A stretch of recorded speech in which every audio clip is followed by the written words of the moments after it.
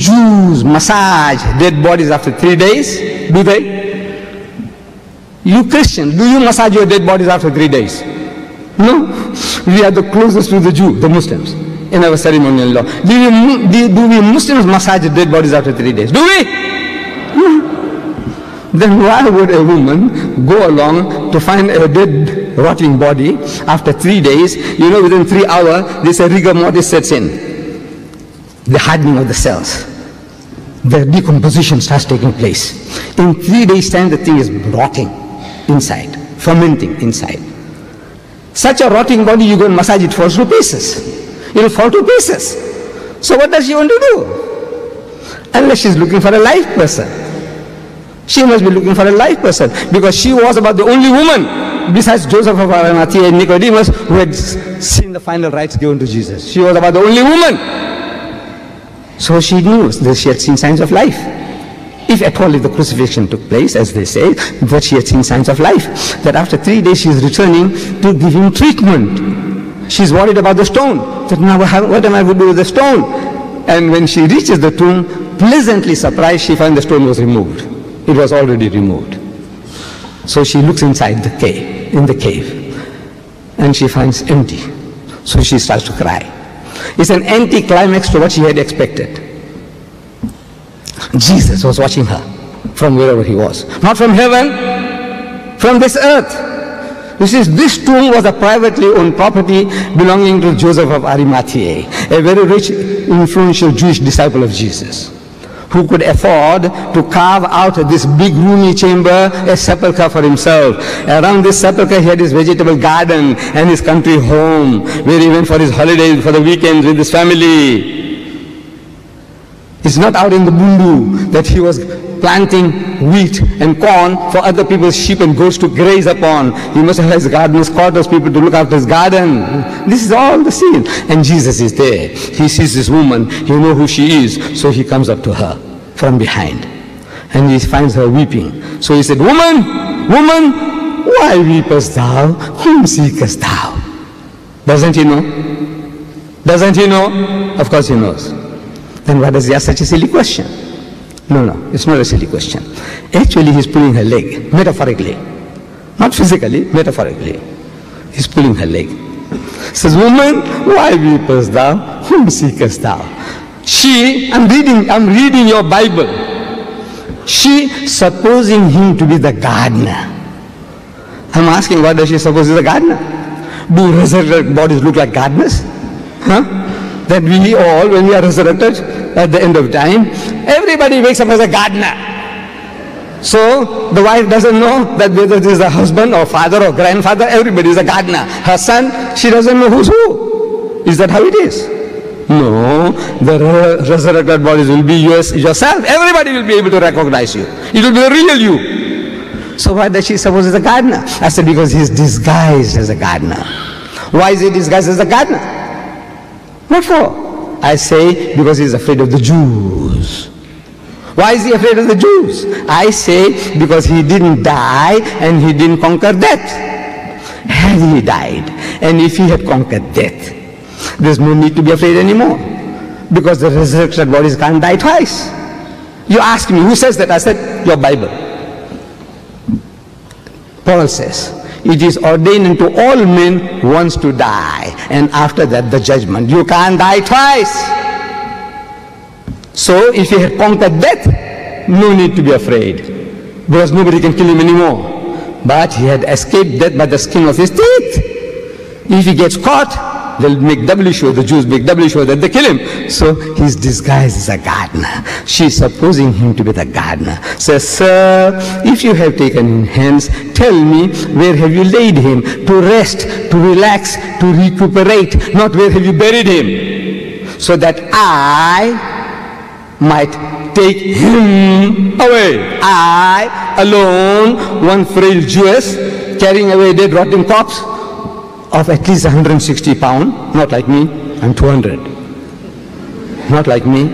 Jesus, story, muscular young man, 160 at least, with 100 pounds weight of medical, make him 260. Can you imagine this Jewess carrying this rotting corpse like an American superwoman? You know, she could do. I said, take him and carry him and take him where? Bury him. I said, who dug the grave? To bury, carrying is one thing, 260 pounds. Maybe this superwoman, she can do it. But to bury him, she'll have to dump him in a hole. Does it make sense? She's going to dump him in a hole. Does that make sense? No. She's talking about that I alone might take him away for treatment, to look after him. Come on. My dear brothers and sisters, look, each and everything, every verse I'm telling you now, I give you 30 different reasons from the Bible that Jesus didn't die. He was alive. 30 different reasons from the Bible. I have written a book called Crucifixion or Crucifixion. I don't know whether it's available in this country, but you write to me, you should get it. Or in my volume 2 of the choice, you should get it. I can see the enthusiasm among my Christian brethren. I would rather give them the chance to ask questions. And there are 2 mics available. There's one on this end and on this other end. I want people to queue up, and then we will ask one at a time, one to the right, one to the left, one to the right, one to the left. But give our Christian brothers a preference, that's all. You Muslims also have a right to ask questions, but give our Christian brethren a preference to ask questions first. Mr. Chair, thank you.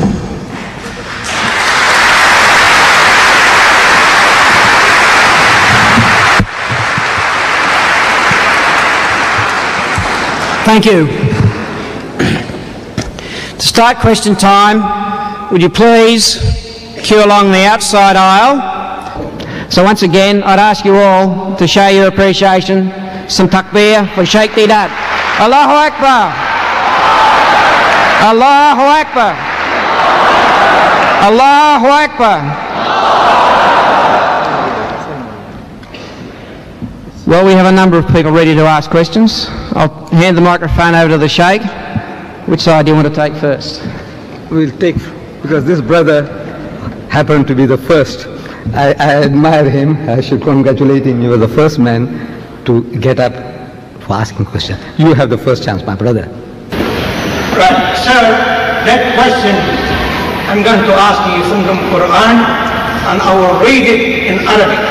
So please, for this English spoken, it's very hard to translate it for me. If anybody, he can translate it, all by me, after my reading, go ahead. My brother, I make it easy for you. I gave you the Quran already. Yes. No, you own the Quran already. Open that Quran and read it in Arabic and read it, the translation. Look, I gave it to you already.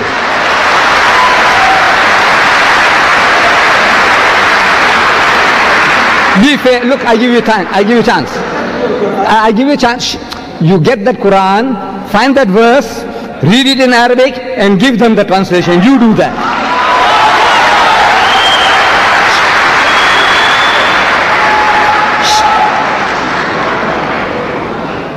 Yes, my brother. Mr. Deidat, as you know, I'm a Christian, and I'm fascinated by the work you are doing. Let me start from the beginning, Mr. Deidat. In your Afrikaans Quran, the one written and printed and revised recently by you and your Islamic Propagation Center in South Africa, there are 2 key verses, Surah 355 and Surah 5120, which talk about Jesus. For example, in Surah 355, the Afrikaan is rendered this way: I am causing you to die. Muslims in South Africa have taken you to task over this translation, for you are saying that Jesus did die. In your lectures and books, in fact, The Choice, which is your own book, which I have, I read about 6 years ago, and I believe it was around about chapter 10, where you say that Jesus was not nailed, but tied to the cross. My dear brother, my